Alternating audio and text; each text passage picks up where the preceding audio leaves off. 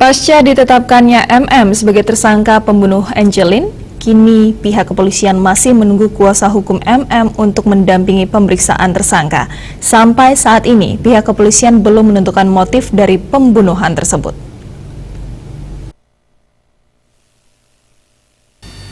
Menurut Kabid Humas Polda Bali Kombes Polisi Heri Wiyanto, setelah pihak kepolisian menetapkan MM sebagai tersangka dalam pembunuhan Angelin, pihak kepolisian akan segera melakukan pemeriksaan terhadap tersangka.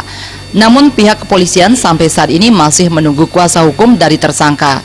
Setelah nantinya tersangka diperiksa, pihak kepolisian akan secepatnya melengkapi berkas untuk dikirim ke kejaksaan. Sampai saat ini pihak kepolisian masih memfokuskan pemeriksaan terhadap 2 orang tersangka yang sudah ditetapkan, yakni tersangka AGT dan tersangka MM. Heri Wiyanto menambahkan, jika dalam pemeriksaan nantinya polisi menemukan adanya tersangka baru dalam kasus pembunuhan Angelin, pihak kepolisian akan melakukan proses hukum untuk mempertanggungjawabkan perbuatan tersangka. Setelah kita tetapkan sebagai tersangka Nyonya M, jadi kita memang akan segera melaksanakan pemeriksaan terhadap yang bersangkutan. Tetapi pemeriksaan ini kan harus didampingi dengan kuasa hukumnya. Oleh sebab itu kita juga harus menunggu kuasa hukumnya untuk mendampingi Nyonya M di dalam pemeriksaan sebagai tersangka.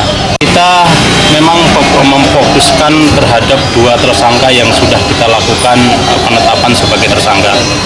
Ya, saya kira fokus ini penting ya untuk tersangka yang sudah kita lakukan penahanan ini segera kita teruskan ke tingkat penuntutan atau tingkat penuntut umum.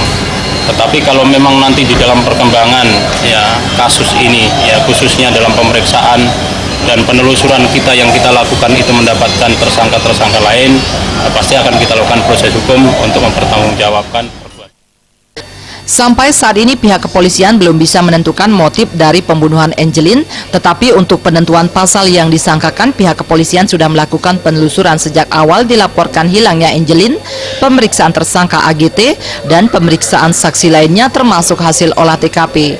Sehingga pihak kepolisian sudah bisa menyangkakan tersangka dengan pasal 340 KUHP tentang pembunuhan berencana.